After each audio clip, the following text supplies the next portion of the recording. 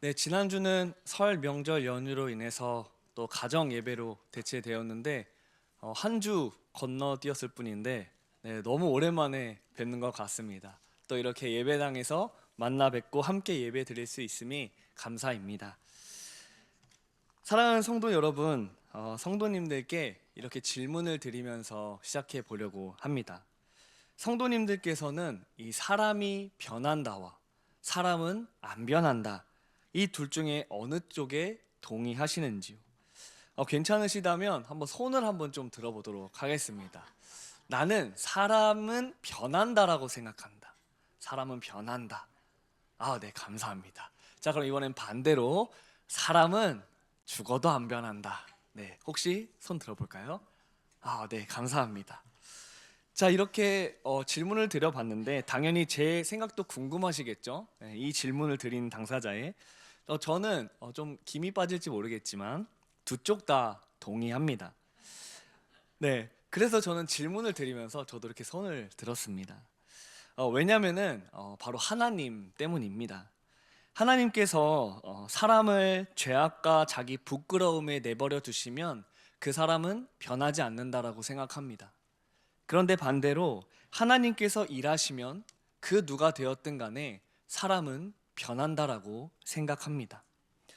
오늘 살펴볼 말씀에서도 정말 놀랍게 변화되는 한 인물을 보게 됩니다. 바로 유다인데요. 우리가 잘 아시다, 성도님들께서도 잘 아시다시피 바로 꿈꾸는 자 요셉을 팔았던 형들 중에 한 명입니다. 창세기 37장에서 요셉은 형들에 의해서 애굽으로 팔려가게 되죠.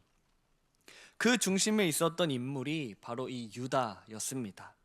그래서 유다는 이 동생을 팔 때 이렇게 말을 했는데요. 우리 화면을 통해서 함께 읽어보도록 하겠습니다. 우리가 우리 동생을 죽이고 그의 피를 덮어둔들 무엇이 유익할까? 자, 그를 이스마엘 사람들에게 팔고 그에게 우리 손을 대지 말자. 네, 이것이 유다의 말이었습니다. 겉으로 보면 유다는 동생 요셉을 향하여서 그의 생명을 살려준 것처럼 보여집니다. 그리고 마치 작은 양심이라도 가진 유일한 형처럼 보입니다. 그런데 사실은 좀 자세히 이 말을 들여다보면 유다는 책임을 회피하려는 자였습니다. 동생 요셉을 죽여봤자 득이 될 것이 없으니 굳이 우리 손에 피를 묻히지 말고 깔끔하게 처리하자 라는 뉘앙스가 담겨 있습니다. 그러니까 죄를 지으면서도 나는 완전히 나쁜 사람이 아니다라는 자기 합리화가 이 말 안에 들어있는 것이죠. 무엇이 이득이 되는지 손해가 되는지 빠르게 계산하고 행동했던 것이 유다였습니다. 유다는 동생을 보호하지도 않았고 끝까지 책임지지도 않았습니다. 그리고 시간이 흘러 우리가 창세기 44장을 살펴보게 되면 완전히 달라진 유다를 우리가 보게 되는데요.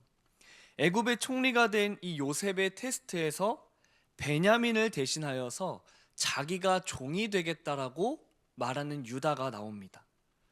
동생을 팔던 자가 이제는 동생을 대신해서 종이 되겠다는 책임을 지는 사람으로 변해 있습니다. 이 놀라운 변화, 성경은 이 유다의 자세한 심정의 변화가 어떻게 바뀌었는지 말해주고 있지 않지만 바로 이 그 변화의 시작이 오늘 요셉의 이야기 속에 들어있는 이 창세기 38장 유다와 다말의 사건입니다. 그래서 이 유다의 변화에 초점을 맞추고 창세기를 읽어가다 보니 또 새롭게 주시는 은혜들이 있어서 오늘 함께 이렇게 나누게 됩니다. 유다 다말 사건은 하나님께서 한 사람을 어떻게 변화시켜 가시는지를 잘 보여줍니다. 하나님께서는 그럼 어떻게 책임을 회피하던 유다를 책임지는 자로 바꾸셨는지 오늘 말씀을 통해서 우리도 배워서 우리 안에 있는 옛 본성이 모두 깨지고 계속해서 하나님의 사람으로 날마다 거듭나는 은혜를 누리기를 간절히 소망합니다. 근데 유다의 모습을 통해서 바로 우리들의 모습을 보게 되는 것이죠. 유다는 동생 요셉을 팔았던 그 죄도 잘 숨겼습니다. 우리는 이처럼 죄를 감추려 합니다. 우리는 죄를 감추려는 자들이죠. 요셉을 팔면 유다는 아버지의 사랑을 받을 수 있을 줄 알았습니다.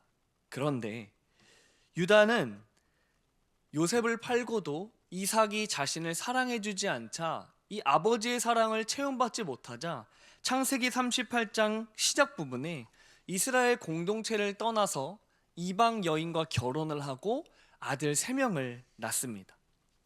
그리고 그 아들들에게 어떤 일들이 벌어지느냐, 이 유다가 맏아들 엘의 아내로 이방 여인 다말을 데려옵니다. 그런데 이 첫째 아들 엘이 하나님 보시기에 악하여서 죽습니다. 그리고 당시의 관습에 따라 이 둘째 아들인 오난이 형을 대신해서 이 다말과 함께 자식을 이어나가야 합니다. 그런데 책임을 거부하다가 둘째 오난도 죽죠. 그리고 이제 셋째 아들 셀라만 남았는데 이 셋째 아들은 결혼하기에는 너무나 어렸습니다. 그래서 유다는 다말에게 이렇게 말하죠. 셋째가 클 때 너에게 주겠다. 그리고 너의 아버지 집에 가 있어라. 셀라가 클 때까지 아버지 집에서 정결을 지키고 있어라. 그런데 유다 마음속에는 성경에서 두려움이 있다라고 합니다. 그것은 셋째 아들마저도 이 다말로 인해서 죽을까 걱정이 되었다라고 말을 하고 있습니다. 그리고 유다는 과연 이 약속을 지켰을까요? 네, 잘 아는 것처럼 이 약속을 지키지 않았습니다. 셋째 아들 셀라가 컸지만 다말에게 주지 않죠. 이처럼 다말은 남편도 없이 자녀도 없이 그리고 미래도 없이 홀로 남겨집니다. 이처럼 유다는 끝까지 책임을 회피하는 자였습니다. 그리고 설상가상 아내까지 죽어서 혼자가 되죠. 그러나 이런 상황에서도 유다는 하나님을 찾지 않습니다. 대신에 양털을 깎으러 올라갔다라고 성경은 말해주고 있는데, 성경에서는 이 양털을 깎는 날을 수확의 시기, 곧 기쁨의 시기로 말을 하고 있습니다. 이처럼 사람들이 모이고 종종 잔치가 벌어지는 이 시기가 양의 털을 깎는 시기였다는 것입니다. 그리고 우리가 읽었던 본문 시작, 이 양털을 깎는 들뜬 분위기 속에서 유다는 길가에 앉아있는 한 여인을 발견합니다. 그리고 유다는 얼굴을 가리고 있었기 때문에 그 여자가 몸을 파는 여인이라고 생각을 합니다. 그런데 어떻습니까? 그 여인은 바로 유다가 책임을 회피했던, 책임져 주지 않았던 바로 그 며느리 다말이었죠. 유다는 다말과 함께 보낸 시절이 있었음에도 불구하고 변장한 자신의 며느리 다말을 알아보지 못합니다. 그리고는 자신 안에 있는 욕망대로 이끌려서 자신의 며느리와 함께 결국에는 동침을 하게 되죠. 그는 여전히 자신의 공허함을 욕망으로 채우려던 자였습니다. 다시 한번 생각해 보면 이 유다는 다말에게 정절을 요구하면서 아버지 집에서 기다리라고 명령했습니다. 그런데 며느리에게는 정절을 요구했지만 오늘 유다는 어떻습니까? 아내를 잃고도 또 슬픔에 빠졌지만 이 양의 털을 꺾는 이 시기에 잔치의 분위기 속에서 자신은 욕망대로 행동합니다. 이것이 죄의 모습이죠. 타인에게는 엄격하고 자신에게는 관대한 모습들. 여전히 자기가 책임져야 할 존재가 있음에도 잊어버리고 숨기고 자신은 욕망대로 살아갑니다. 사랑하는 성도 여러분, 우리의 삶은 어떻습니까? 우리도 이처럼 남의 잘못은 크게 여기면서 나의 죄는 작게 여기고 있지는 않습니까? 가정에서 배우자의 실수는 오래 기억하면서 나의 실수는 어쩔 수 없다라고 변명하고 있지는 않습니까? 교회의 문제에 대해서는 날카롭게 지적하면서 자신의 문제에 대해서는 실수요, 연약함이라고 변명하고 있지는 않습니까? 우리도 똑같은 죄인이지만 철저하게 우리의 죄를 감추고 책임을 피하고 우리는 도리어 재판관 자리에 앉기에 빠릅니다. 철저하게 나의 죄는 감추고 의로운 척, 거룩한 척 하며 살아가는 것이 바로 죄를 감추는 죄인의 모습이죠. 유담은 이 잠자리의 대가로 염소 새끼를 주겠다고 약속합니다. 그리고 담보로 도장과 끈, 지팡이를 그 여인에게 줍니다. 이 도장과 끈, 지팡이는 단순한 물건이 아니었습니다. 당시에 자신의 신분과 정체성이 담긴 물건들이었죠. 도장은 오늘날에도 너무나 중요한 물건입니다. 그리고 지팡이는 또 한 가장으로서의 어떤 위엄을 보여주는 물건들이죠. 그렇게 자신의 정체성과 권위를 담보로 그렇게 몸을 파는 여인에게 맡깁니다.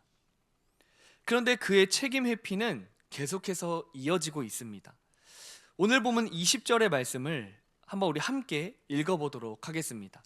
유다가 그 친구 아둘람 사람의 손에 부탁하여 염소 새끼를 보내고 그 여인의 손에서 담보물을 찾으려 하였으나 그가 그 여인을 찾지 못한지라. 아멘. 유다가 약속한 대로 염소 새끼를 그 여인에게 주려고 하는데 자신이 직접 주는 게 아니라 그의 친구를 통해서 전달하는 모습이 나옵니다. 여전히 그는 조용히 친구를 보내서 자신의 어떠한 실수나 자신의 부족함을 덮으려고 하죠. 이처럼 우리는 끊임없이 자기의 죄는 감추고 도리어 다른 사람에게는 아주 엄격하게 대하는 연약한 모습들, 그것이 유다였고 곧 우리들의 모습이었다라는 것입니다. 그러나 유다의 죄는 영원히 감출 수가 없었죠. 바로 우리는 끊임없이 죄를 감추려 하지만 하나님께서는 감춰진 죄를 드러내십니다. 오늘 본문 24절의 말씀을 우리 함께 읽도록 하겠습니다. 석 달쯤 후에 어떤 사람이 유다에게 일러 말하되 내 며느리 다말이 행음하였고 그 행음함으로 말미암아 임신하였느니라. 유다가 이르되 그를 끌어내어 불사르라. 아멘. 오늘 자신의 며느리 다말이 남편도 없이 임신했다는 소식을 듣습니다. 그때 유다는 말하죠. 그 며느리 그녀를 끌어내어 불사르라, 불태워버리라고 말합니다. 자신은 창녀를 찾았지만 며느리는 불태우라고 말하는 유다.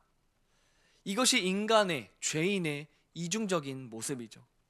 자기 죄는 여전히 작게 보고 남의 죄는 크게 보는 모습. 그런데 다말이 아주 놀라운 변론을 펼치죠. 오늘 본문 25절의 말씀을 제가 한번 읽어드리도록 하겠습니다. 여인이 끌려 나갈 때 사람을 보내어 시아버지에게 이르되 이 물건 임자로 말미암아 임신하였나이다. 청하건대 보소서. 이 도장과 그 끈과 지팡이가 누구의 것이니까 한지라. 아멘. 이 물건들, 바로 자신의 시아버지가 자기에게 맡겼던 그 담보물, 도장, 끈, 지팡이, 이것을 보이면서 이것을 준 사람으로 인해서 내가 임신을 하게 되었다라고 말하는 것입니다. 그런데 제가 방금 읽었던 말씀에 보소서라는 단어에 색깔이 쳐져 있었죠. 그런데 이 보소서라는 단어는 다시 창세기 37장 유다가 요셉을 팔았을 때, 팔고 나서 아버지에게 그 채색 옷에 동물의 피를 묻혀서 요셉이 죽었다라고 말했을 때 똑같이 아버지에게 보소서라고 말을 했습니다.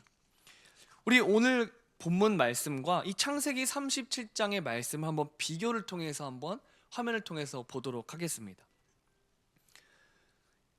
네, 오늘 본문에서도 이 다말이 보소서, 이 담보물을 보소서라고 하고 창세기 37장에 보면 바로 이 채색 옷을 보면서 아들의 옷인가 보소서라고 말을 하고 있습니다.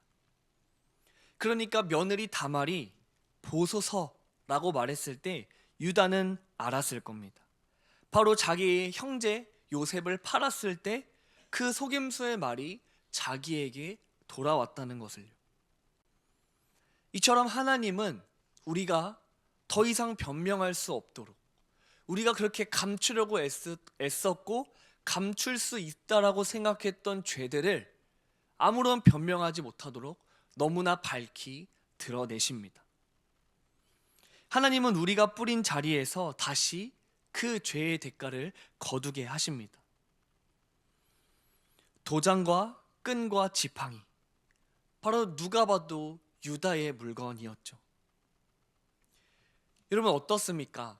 이 장면은 유다에게 있어서 어쩌면 정말 얼굴이 시뻘개질 만큼 치욕이었고 부끄러움의 순간이었을 겁니다. 그동안 자신이 살아왔던 대로 살아왔을 때 아무런 문제가 되지 않았지만 결국에 그 죄가 드러납니다. 모든 것이 드러났습니다.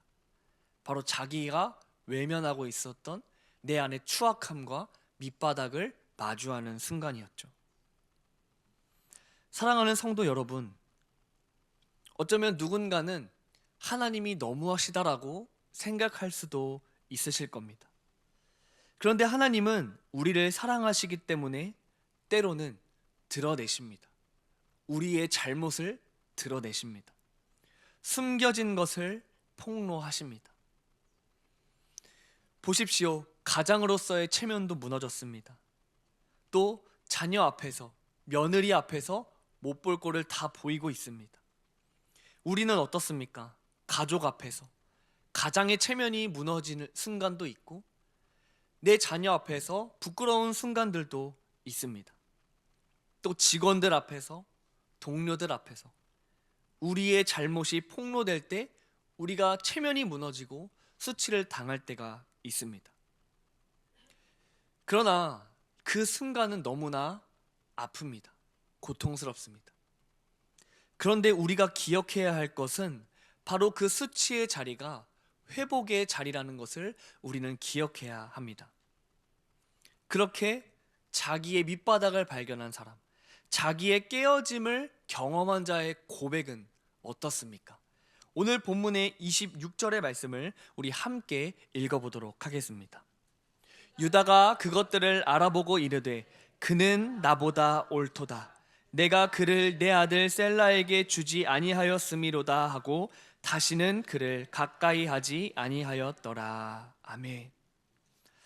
이 짧은 한 문장, 그녀는 나보다 옳도다, 며느리가 나보다 옳다 라는 이 짧은 문장에는 유다의 무너짐, 자기 깨어짐이 들어있는 것이죠.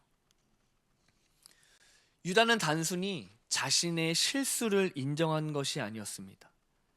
그는 철저하게 무너졌습니다. 그는 가장이었고 가문의 권위를 가진 사람이었고 며느리를 심판하려던 사람이었습니다. 그런데 자신이 마치 재판관 자리에 앉아 있지만 그 재판관마저도 죄인임이 드러나는 순간이었습니다. 나는 의로운 사람이 아니었구나. 나는 책임감 있는 가장이 아니었구나. 나는 정의로운 판단자가 아니었구나. 내가 형제를 팔았고 내가 며느리와 동침하였고 심지어는 내가 며느리를 버렸고 내가 약속을 어긴 바로 위선자였구나. 이것이 자기 깨어짐을 경험한 유다의 고백, 그가 나보다 옳도다 입니다. 깨어짐은 내가 붙들고 있던 나의 추악함들과 내 안에 있었던 착각들이 산산이 부서지는 과정입니다. 그럼에도 불구하고 우리는 끊임없이 생각하죠. 나는 그래도 괜찮은 사람이다. 나 정도면 저 사람보다는 낫다. 나는 완전히 틀린 사람이 아니다. 나는 완전히 나쁜 사람은 아니다. 그런데 하나님께서는 그런 우리에게 바로 이 도장과 끈 지팡이를 내미시는 겁니다. 겉으로는 경건한 척하지만 속으로는 계산하는 마음들, 겉으로는 사랑한다고 말하지만 속으로는 비교하는 마음들, 겉으로는 정의를 말하지만 자기 이익 앞에서는 침묵하는 마음, 그 모든 것들이 하나님께서는 폭로하시고 드러내신다는 것입니다. 그리고 유다는 이러한 고백 뒤에 그는 나보다 옳도다, 나의 틀림을, 나의 잘못을 인정하고 다시는 다말을 가까이 하지 않았다라고 합니다. 다시 며느리를 버린 것이 아니라 자신의 잘못을 뉘우친 유다의 행동이었죠. 진짜 깨어짐은 이렇게 행동으로 드러납니다. 들킨 사람이 아니라 돌이킨 사람이 깨어진 사람입니다. 부끄러워하기만 하는 사람이 아니라 방향을 돌이킨 사람, 그 사람이 깨어진 사람입니다. 성도 여러분, 우리도 이처럼 우리의 수치와 우리의 추악함이 들키는 순간이 있습니다. 그러나 들켰다고 해서 다 변화되는 것은 아닙니다. 어떤 사람은 들켜도 그 마음이 더 완고해집니다. 어떤 사람은 들켜도 남 탓하고 변명하기에 바쁩니다. 어떤 사람은 자신의 실수였고 어쩔 수 없다라는 궤변을 늘어놓기에 바쁩니다. 그러나 깨어진 사람은 다릅니다. 깨어진 사람은 하나님 앞에 엎드립니다. 이 38장에 유다 다말 사건이 있었기에 창세기 44장에서 이 베냐민 대신에 스스로 종이 되겠다며 책임을 지는 사람으로 변화될 수 있었던 것이죠. 그는 나보다 옳도다라고 고백했던 유다가 창세기 44장에서는 내가 대신 동생을 대신해서 종이 되겠습니다 라고 고백할 수 있는 사람이 된 것입니다. 이처럼 자기 깨어짐을 경험한 사람은 더 이상 감출 것이 없습니다. 그렇게 감추려고 애써왔던 것이 다 폭로되는 순간 더 이상 숨길 것이 없습니다. 그래서 책임질 수 있고 그래서 사랑할 수 있습니다. 사랑하는 성도 여러분, 그렇다면 우리는 언제 마지막으로 변명 없이 내가 잘못했다라고 말한 적이 있을까요?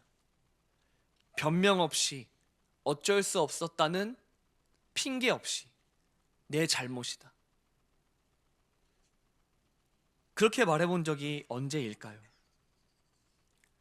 사실 저도 정말 진심으로 이렇게 변명 없이 나의 잘못을 인정한 적이 언제인지를 돌이켜보면 잘 기억이 나지 않습니다.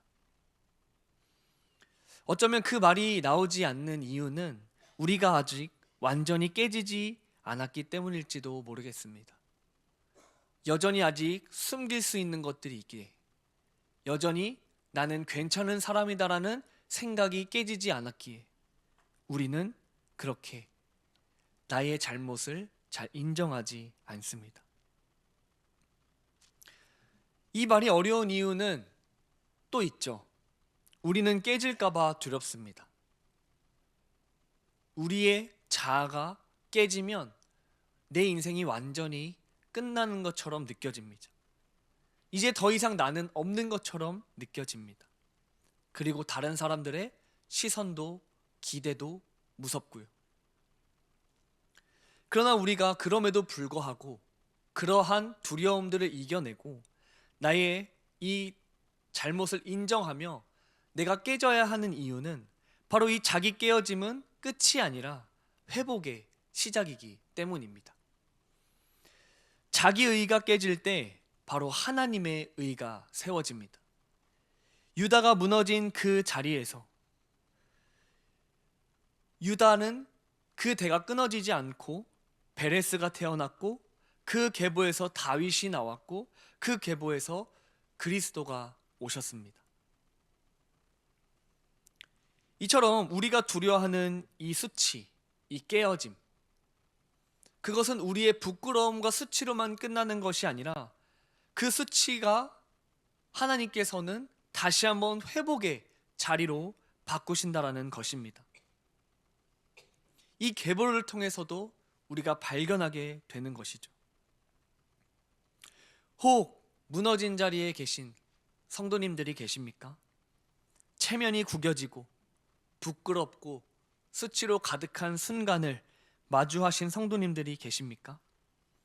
우리가 기억해야 할 것은 하나님께서는 그 자리를 통해서 다시 우리를 회복시키시고 새롭게 하신다라는 사실입니다. 자기의 의가 무너질 때 우리는 책임지는 사람으로 변화됩니다. 체면이 깨질 때 우리는 사랑이 시작됩니다. 자기 깨어짐을 통과한 사람만이 바로 다른 사람을 살리는 사람이 되는 것이죠.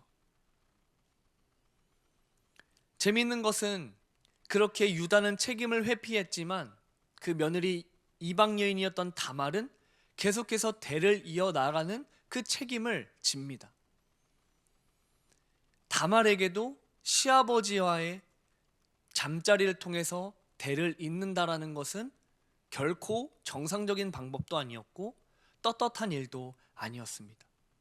그런데 다말은 그 부끄러움과 수치를 이겨내고 대를 이어나가는 책임을 지는 자리에 서죠. 이방 여인이었던 다말. 그렇다면 정말 하나님을 믿는 우리는 어떠해야겠습니까?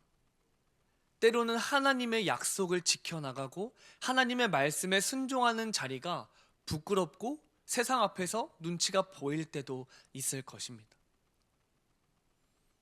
그러나 나를 통해서 하나님의 뜻이 이루어지기를 간절히 바라는 마음으로 우리는 세상에서의 부끄러움, 세상에서의 수치를 이겨내고 계속해서 나는 깨어지고 하나님만 드러나시도록 하나님 앞으로 나아가 엎드려야 할 것입니다. 오늘 하나님께서는 우리에게 물으십니다. 너는 내 밑바닥을 보았느냐? 너가 감출 수 있다라고 생각했던 죄들이 영원히 감춰질 줄 알았느냐? 그리고 이제는 인정하겠느냐? 너가 틀리다는 것을, 너가 아주 추악한 사람이다라는 것을 인정하겠느냐? 그 물음 앞에 우리도 유다처럼 대답할 수 있기를 바랍니다. 그는 나보다 옳다. 그녀는 나보다 옳도다. 그리고 더 나아가 하나님, 당신은 항상 옳으십니다. 말씀을 맺습니다. 사랑하는 성도 여러분, 우리는 살다 보면 무너질 수 있고 실수할 수 있습니다. 그리고 죄를 지을 수도 있습니다. 저에게도 마찬가지입니다. 그런데 거기서 멈추면 회복은 없습니다. 들켰다고 해서 회복되는 것이 아니라, 부끄럽기만 하다고 해서 회복되는 것이 아니라 바로 자기의 연약함과 추악함, 죄악들을 인정하고 다시 하나님께 하나님의 옳으심을 인정하며 나아갈 때 우리는 다시 회복이 시작됩니다. 하나님께서는 완벽한 사람을 사용하지 않으십니다. 깨어진 사람을 회복시켜서 사용하시죠. 이것이 우리가 깨어져도 다시 나아갈 수 있는 유일한 이유가 됩니다. 그 깨어진 유다의 가문에서 구원의 역사는 이어지죠. 깨어짐은 끝이 아니라 회복의 시작입니다. 이것을 기억하셔서 우리도 날마다 하나님, 나는 틀립니다. 하나님, 나는 틀릴 수 있습니다. 하나님, 나는 언제든지 잘못할 수 있습니다. 그러나 하나님, 당신은 언제나 옳으십니다. 이러한 고백을 통하여서 날마다 우리의 옛 본성과 죄된 자아는 깨어지고 하나님의 의가 내 안에 날마다 세워짐으로 그렇게 하나님의 뜻을 이 세상에 펼쳐 나아가며 하나님의 은혜와 사랑을 이 세상에 흘려가며 살아가시는 우리 연희교회 모든 성도님들 되시기를 주님의 이름으로 축복합니다.